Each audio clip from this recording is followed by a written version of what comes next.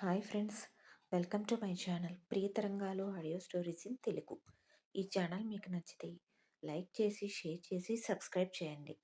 ఇంకా హైప్ చేసి కామెంట్ కూడా ఇవ్వండి. వంశీ మోహనం పార్ట్ 20. ఒసే తిక్కదానా, ఏం చేస్తున్నావే అంటాడు కట్లు విప్పుకోవడానికి ట్రై చేస్తూ వంశీ. నువ్వు మామూలుగా చెప్తే వినవు కదా మామ, అందుకే నీకు ఈ మర్యాద అంటుంది వయ్యారంగా ప్రియ జడని మెడ చుట్టూ వేసుకొని. మామ అన్న ప్రియ పిలుపు దగ్గరే వంశీ ఆలోచనలు ఆగిపోతే సత్యభామల తన పొడవాటి చుట్టూ మెడ చుట్టూ పొగరుగా వేసిన ప్రియ మీదని అతని చూపులు నిలిచిపోతాయి. మామ అంటూ ప్రియ చేత పిలిపించుకోవాలని ఎన్నో ఏళ్ల నుండి తన కల. తన ప్రియమైన వ్యక్తితో అలా పిలిపించుకోవాలని తన కోరిక. ఇప్పుడు ప్రియ మామ అంటూ పిలవడంతో మనసు ఆనందంతో నిండిపోతుంది. హలో అంటూ ప్రియ తనను తట్టడంతో ఈ లోకంలోకి వస్తాడు వంశీ. ముందు అన్నం పట్టు, తర్వాత కళ్ళ కనవచ్చు అంటూ ముద్ద కలిపి నోటి దగ్గరికి తెస్తుంది. నాకొద్దు అంటాడు వంశీ కోపంగా. అంత లేదమ్మా, నువ్వు తినవలసిందే అంటూ నోటి దగ్గర పెట్టడంతో కట్టి ఉన్న చేతులతోనే ప్రియ చేతులను తోసేయాలని చూస్తాడు వంశీ. ప్రియ కోపం వచ్చేస్తుంది. నిన్నిలా కాదురా అంటూ మరో చున్నీ తెచ్చి ఆ కట్టేసిన చేతులు రెండూ కలిపి మరలా మంచం కోడు కట్టేస్తుంది. మెంటల్ దానా, ఏం చేస్తున్నావే ఈరోజు అంటాడు వంశీ చిరాగ్గా. కట్టేసిన చేతులు ఊరుకోవడం లేదు కదా, అందుకే మరలా కట్టేశాను అంటుంది ప్రియ. అప్పటిదాకా అంతగా ప్రియను గమనించిన వంశీ తన ఒంటి మీద చున్నీ లేకపోవడంతో తీర్చిదిద్దినట్లుగా ఒక అందమైన శిల్పంలా ఉన్న ప్రియని క్షణం పాటు అంతే చూసి వెంటనే తేరుకొని చున్నీ వేసుకో, చూడలేక చస్తున్నాం అంటాడు తెచ్చిపెట్టుకున్న కోపంతో. అప్పుడే తేరుకుంటుంది ప్రియ. ఒకసారి తన వైపు చూసుకొని వెంటనే వెనక్కి తిరుగుతుంది కంగారుగా. వంశీ నవ్వుకుంటాడు. వెంటనే వెళ్ళి వేరే చున్నీ వేసుకుని వస్తుంది. మరలా ముద్ద కలిపి నోటి దగ్గర పెడుతుంది తినమని. నాకు ఆకలిగా లేదు, నీ బలవంతం ఏంటి, నేను తిన్న పోవే అంటాడు వంశీ. ప్రియ వంశీ మొహానికి దగ్గరగా మొహం పెడుతుంది. వంశీ స్టన్ అయిపోతాడు ప్రియ అంత దగ్గరగా రావడంతో. నీకు తెలుసుగా, ఇంట్లో మిగిలిన ఇద్దరు నా పార్టీనే. ఇప్పుడు కనుక నువ్వు తినలేదనుకో, బయటకు వెళ్ళి మా గ్రాండ్ పాకి ఏం చెప్తానో తెలుసా అంటుంది ప్రియ వంశీ వైపు అంతే చూస్తూ దూరం జరిగి. ఏం చెప్తావు అంటాడు వంశీ అర్థం కాక. అన్నం తినమంటే ప్రతి ముద్దకి ఒక తీయని ముద్దిస్తేనే తింటాను అని గొడవ చేస్తున్నావు అని చెప్తాను. ఏమంటావు, చెప్పనా అంటూ చిలుపుగా నవ్వుతుంది ప్రియ. వంశీ షాక్ అవుతాడు. సిగ్గులేదు, అలా ఎవరైనా చెప్తారా అంటాడు కోపంగా వంశీ. నాకు అస్సలు సిగ్గులేదమ్మా, తింటావా తినవా అంటుంది మొండిగా. పెట్టు అంటూ నోరు తెరుస్తాడు తినాలని లేకపోయినా ప్రియ బ్లాక్మెయిల్కి తప్పక లొంగుతూ. ప్రియ మనసులో ఆనందపడుతూ తనకు తినిపించడం స్టార్ట్ చేస్తుంది. పర్వాలేదు, అమ్మంత టేస్ట్గా చేయకపోయినా బాగానే చేసింది అనుకుంటాడు మనసులో తింటూ. కానీ పైకి చెప్పడానికి మాత్రం మనసు రాదు వంశీకి. ఆ కూర, ఈ పచ్చడి అంటూ వంశీకి కొసర కొసర కడుపు నిండుగా తినిపిస్తుంది ప్రియ. తిన్న తర్వాత ప్లేట్ తీసుకొని కిచెన్లోకి వెళ్తున్న ప్రియను చూసి మెంటల్, ఇది రిమూవ్ చేసి వెళ్ళు అంటాడు. వెయిట్ చేయబోయ్ అని చెప్పి విసురుగా జడ వెనక్కి వేసుకొని వెళ్ళిపోతుంది ప్రియ. అబ్బా చంపుతున్నావు కదే అనుకుంటాడు తను అందంగా నడుస్తూ ఉంటే నడుంపై కదులుతున్న జడని చూస్తూ. కొద్దిసేపటికి వచ్చి డోర్ లాక్ చేసి వంశీ ముందు కూర్చుంటుంది. ఏంటి పేరంటానికి కూర్చున్నట్టుగా కూర్చున్నావు, నువ్వు చెప్పినట్లుగా తిన్నానుగా, కట్లు విప్పు అంటాడు వంశీ. కుదరదు కన్నయ్య, ఇంకా కొద్దిసేపు ఆగు అంటుంది తన చేయి గిల్లి. ఓసే పిచ్చి వేషాలు వేసావంటే చస్తావు నా చేతిలో, నా మాట విన్న కట్లు విప్పు అంటాడు వంశీ. అచ్చచ్చో, ఎంత ముద్దుగా బెదిరిస్తున్నావురా, నేనెవరనుకుంటున్నావు, ఒక 6 అడుగుల అందగాడుంటాడులే, అతని పెళ్ళాన్ని. నన్ను బెదిరిస్తే మా ఆయనతో చెప్పి తాట తీపిస్తాను అంటుంది తన అందమైన కళను అందంగా తిప్పుతూ. వంశీ ప్రియ వైపు చూస్తూ తన మాటలు వింటూ ఈరోజు ఇది నన్ను ఏం చేయాలనుకుంటుందో అనుకుంటూ ఉంటాడు మనసులో. ప్రియ క్షణం పాటు ఆలోచిస్తుంది. వంశీ వైపు అలానే చూస్తుంది. మధుసూదన్తో మాట్లాడిన మాటలన్నీ గుర్తుకు వస్తాయి. వంశీ అంటే తనకు ప్రేమ ఉంది అని తనకు అర్థమైపోతుంది.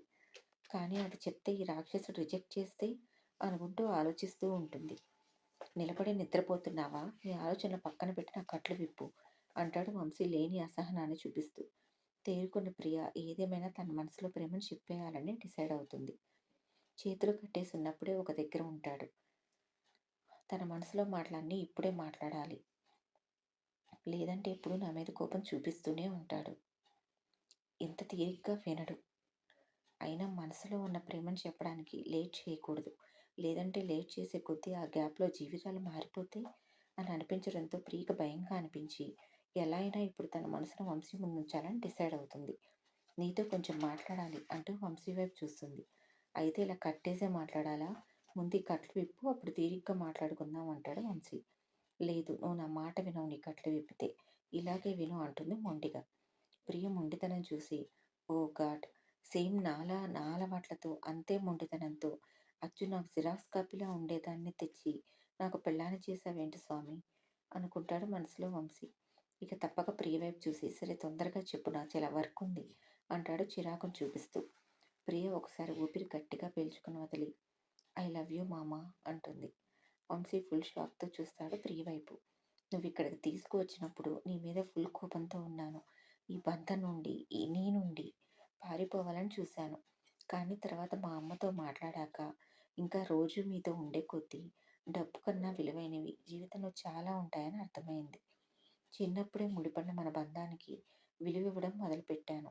నాకు తెలియకుండానే నిన్ను కూడా ఇష్టపడటం మొదలుపెట్టాను. ఎంతలా అంటే నువ్వు నాకు మాత్రమే సొంతం అనుకునేలా. నాకు తెలుసు నేనంటే నీకు ఇష్టం లేదని. మా అమ్మ కోసమే నన్ను పెళ్లి చేసుకున్నావని. కానీ నేను మాత్రం నిన్నెప్పుడూ యాక్సెప్ట్ చేశాను. నువ్వు నన్ను ప్రేమించకపోయినా పర్వాలేదు. కానీ ఈ బంధం నుండి మాత్రం నన్ను దూరం చేయవద్దు. నీ ప్రేమ కోసం జీవితాంతం ఎదురు చూస్తూ వీళ్ళ మనవరాలిగా శాశ్వతంగా ఇక్కడే ఉండిపోతాను మామ. ప్లీజ్ అంటూ కన్నీళ్లతో ముందుకు వంగి వంశీ మొహాన్ని దగ్గరికి తీసుకొని ప్రేమగా నుదుటి మీద ముద్దు పెడుతుంది. వంశీ శిల్పంలా అలాగే వింటూ ఉంటాడు. చివరగా ఒక మాట, మా నాన్న అంటే నీకు చాలా కోపం ఉందని నాకు తెలుసు. గతంలో ఏం జరిగిందో నాకు తెలియదు. నీ వయసు కూడా చిన్నది నాకు తెలిసి. నీ గ్రాని వాళ్ళు చెప్పడమే తప్ప నువ్వు కూడా చూడలేదు. కానీ ఒకటి నిజం మా నాన్న చాలా మంచివాడు. మా అమ్మ అంటే ప్రాణం. నేనంటే ఆరో ప్రాణం. నాకు తెలిసి ఇప్పటికి వచ్చి తనెవరికి హార్మ్ చేయడం నేను చూడలేదు. కూతుర్ని భార్యని ప్రాణంగా ప్రేమించే ఏ మగవాడు వేరే కుటుంబానికి అన్యాయం చేయాలని చూడడు. నా మామ చాలా తెలివైన వాడని నా నమ్మకం. జరిగిందేమిటో అసలు అక్కడ నిజంగా ఏం జరిగిందో తెలుసుకో. నేను చెప్పాల్సినవన్నీ చెప్పేశాను. ఇక నీ ఇష్టం అంటూ చెప్పి కళ్ళు తుడుచుకొని కట్లు విప్పుతుంది. వాటర్ బాటిల్ వంశీ చేతిలో పెట్టి భోజనం చేశాక నీకు వాటర్ ఇవ్వలేదు తాగేసి పడుకో అని చెప్పి లైట్ ఆఫ్ చేసి వెళ్ళి మంచానికి అటువైపు తిరిగి కళ్ళు మూసుకుంటుంది ప్రియ. వంశీ తాగేసి మౌనంగా పడుకుంటాడు. అసలు జరిగిందంతా నిజమేనా అనుకుంటాడు క్షణం పాటు.